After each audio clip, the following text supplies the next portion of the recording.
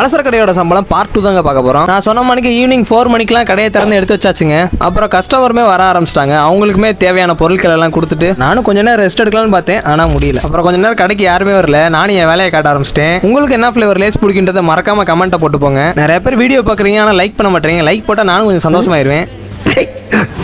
இதை மட்டும் எங்கள் அம்மா பார்த்தாங்க, அவ்வளோதான் நான் தொலைஞ்சேன். அதுக்குள்ளே தூக்கி மேலே தூக்கி போட்டுருவோம். ஒரு க்யூட்டான கஸ்டமருமே வந்தாங்க. இவங்களுக்கு வந்து இந்த புது டப்பாவில் இருக்க கேக்கு தான் வேணுமா. அதுக்குள்ளே பார்த்தீங்கன்னா பால் பாக்கெட் போகிற அண்ணனுமே வந்துட்டாங்க. என்னடா காலையிலே வாங்குறேன் நைட்டு வாங்குறேன்னு பார்க்காதீங்க, நம்ம கடையை பொறுத்தளவு ஸ்டாக்கே கிடையாது. வாங்கின பால் பாக்கெட் எல்லாம் அடிக்கிட்டு இருக்கக்குள்ள கடையோட ஓனருமே வந்துட்டாங்க. எங்கள் வீட்டை பொறுத்தளவு அம்மா தாங்க அட்மினிஸ்ட்ரேஷன். உங்கள் வீட்டில் எப்படின்றத கமெண்ட்டில் போட்டுப்போங்க. அப்புறம் நானுமே எவ்வளோ பொருள் ஓடி இருக்கு, அப்புறம் நாளைக்கு என்ன வாங்கணுன்றதை கணக்கு எடுத்துட்டு இருந்தேன். ஃபைனலாக நம்மளுக்கு எவ்வளோ தான் காசு கிடச்சிருக்குன்றத ஃபர்ஸ்ட் கமெண்ட்டில் பின் பண்ணி வச்சிருக்கேன். மறக்காம செக் அவுட் பண்ணி பாருங்க. அப்புறம் நம்ம சேனலையும் சப்ஸ்கிரைப் பண்ணிருங்க. அப்படியே நானும் கொஞ்சம் ஹாப்பி ஆயிடுவேன். இதே பண்ணிட்டு தெரியுமா காய் அடிச்சு விட்டுருங்க.